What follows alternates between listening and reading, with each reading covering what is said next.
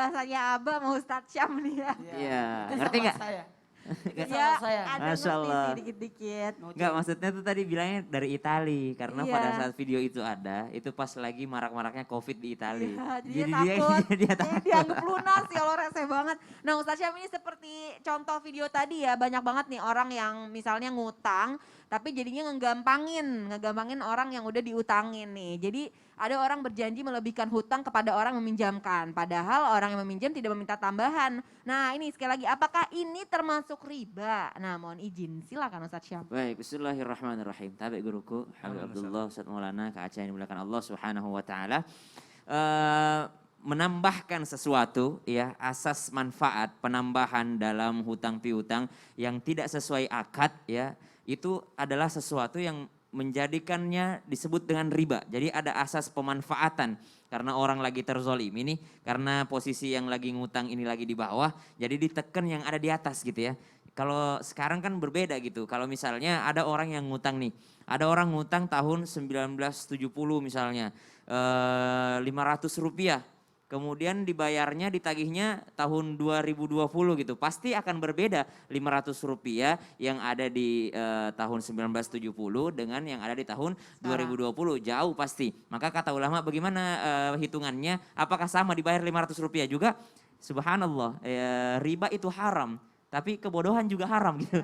Jangan seperti itu, kalau kata Gus Baha, riba itu haram, tapi bodoh juga haram gitu. Jadi dua-duanya nggak boleh gitu. Karena kalau 500 ngutangnya di tahun 70, lalu dibayar 500 di 2020, itu namanya bodoh gitu. Ya, makanya itu juga haram gitu, subhanallah. Maka kata ulama, dikembalikan dengan kurs emas. Berapa emas yang bisa didapatkan dengan 500 rupiah pada tahun 70 itu dihargai dengan emas juga berapa gram nanti di 2020 ya. Karena emas tidak akan pernah berubah. Ya paling berubah sedikit-sedikit. Nah subhanallah. Sekarang asas tambahan ketika orang yang ditagih tersebut mengatakan ya udah deh gue bayar bulan depan. Saya bayar bulan depan dengan tambahan sekian dan sekian. Berarti ini adalah namanya novasi akad gitu. Novasi akad.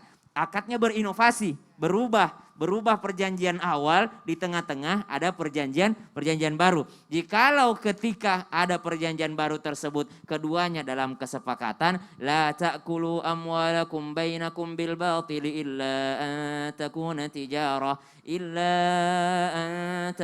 tijaratan an taradim minkum. Jikalau keduanya sama-sama ridho dan tidak ada yang diberatkan pada saat itu, maka itu boleh-boleh saja dilakukan. Karena bukan yang memberi hutang yang menekan, tapi yang ingin membayarkan hutang sebagai bentuk terima kasih. Namun ternyata kisah tersebut, ini kembali lagi kisah yang dibawakan tadi Habib Abdullah, bahwasanya ini pernah dilakukan oleh Rasulullah SAW. Ketika Zaid tadi itu menagih Rasulullah SAW, maka kata Rasulullah SAW, wahai Umar, nggak gitu caranya membayar hutang, nggak gitu caranya kasih tahu dia cara membayar hutang yang baik, dan engkau bayarkan 2 kali lipat daripada hutangku.